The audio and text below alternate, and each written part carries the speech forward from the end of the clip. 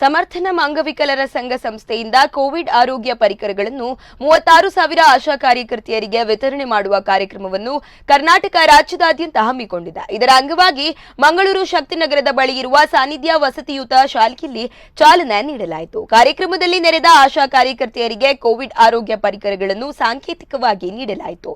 ಈ ಸಂದರ್ಭ ಸುಜಯ್ ಭಂಡಾರಿ, ಎಂ ಜಗದೀಶ್ ಶೆಟ್ಟಿ ಸೇರಿದಂತೆ ಮತ್ತಿತರರು ಉಪಸ್ಥಿತರಿದ್ದರು.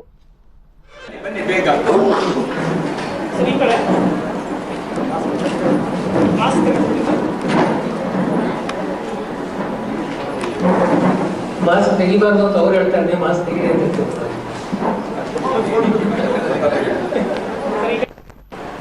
ಬಹುಶಃ ಕೋವಿಡ್ ಸ್ಟಾರ್ಟ್ ಆಗಿನಿಂದ ಮೊಟ್ಟ ಮೊದಲಿಗೆ ಒಂದು ಸ್ವಲ್ಪ ಹಿನ್ನೆಲೆ,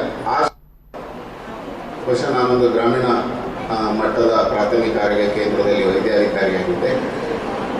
ಸೊ ನಮಗೆ ಗೈಡ್ಲೈನ್ ಬಂತು, ಏನು ಆರೋಗ್ಯ ಕಾರ್ಯಕರ್ತೆಯರು, ಕಿರಿಯ ಮಹಿಳಾ ಆರೋಗ್ಯ ಸಹಾಯಕರಿರ್ಬೋದು, ಉಪಕೇಂದ್ರ ಮಟ್ಟದಲ್ಲಿ ಕರ್ತವ್ಯ ನಿರ್ವಹಿಸುವಂಥ ಸಂದರ್ಭದಲ್ಲಿ ಹೆಚ್ಚಿನ ಕೆಲಸಗಳು ಬಂದಾಗ, ಒತ್ತಡಗಳು ಹೆಚ್ಚಾದಾಗ ಅವರಿಗೆ ಒಂದು ಕೊಂಡಿಯಾಗಿ ಅಂತ ಹೇಳಿದರೆ ಸಮಾಜಕ್ಕೆ ಮತ್ತು ಆರೋಗ್ಯ ಕಾರ್ಯಕರ್ತೆಯರಿಗೆ ಒಂದು ಕೊಂಡಿಯಾಗಿ ಕೆಲಸ ಮಾಡಲಿಕ್ಕೆ ಆಶಾ ಕಾರ್ಯಕರ್ತೆಯರನ್ನು ನೇಮಕ ಮಾಡಲಾಗುವುದು.